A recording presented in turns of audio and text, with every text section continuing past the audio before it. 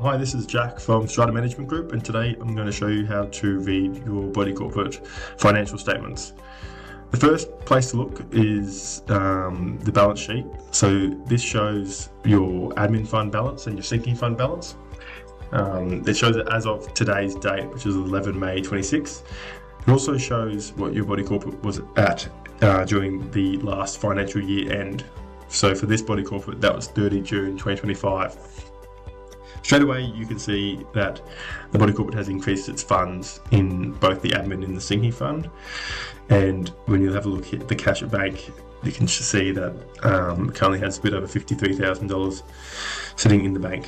So when you scroll down to the income and expenditure, this is for the admin fund. So the admin fund is for the day-to-day expenditure plus your building insurance. So straight away looking at this, you can see that the actuals raised, so the actual levies raised, is the same as the budget, which shows the body corporate is completely on track, and there's been no additional special levies. When we look at the actuals from last year, you can see the admin fund levies have actually gone down.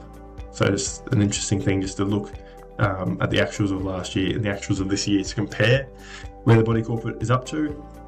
In terms of expenses, there's tax returns for the body corporate. You've got gardening, although they haven't spent any here, but gardening is an admin fund expense. Insurance, as we mentioned, which is usually the largest expense. You've got body corporate management fees, pest control, and utilities like electricity.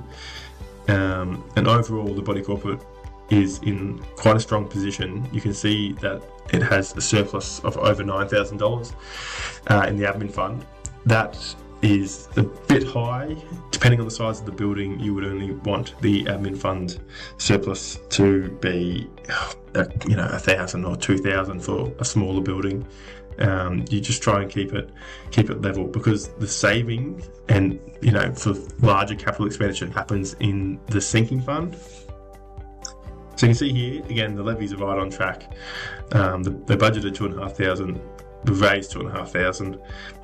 The key difference here is they're budgeted for building maintenance of $6,000, but they haven't spent anything. So the body corporate manager comes up with the budget items based on the sinking fund forecast, which is set out here. So this is just a rough guide that the manager will use when doing the sinking fund budget, and we can get feedback from the owners and the committee in terms of what actually needs to occur. You can see here in 2025, the sinking fund quantity surveyor predicted that the building would need painting for $31,000.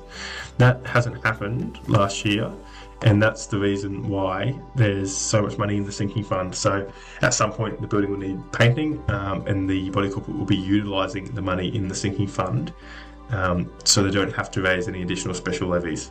So the sinking fund forecast is an important tool to just estimate when maintenance items might fall due, so you can properly budget. If anyone has any questions about their budget or see if they can save any money on their levies, they can send us an email at admin@stratamg.com.au, or you can give us a call on 07 3267 1888.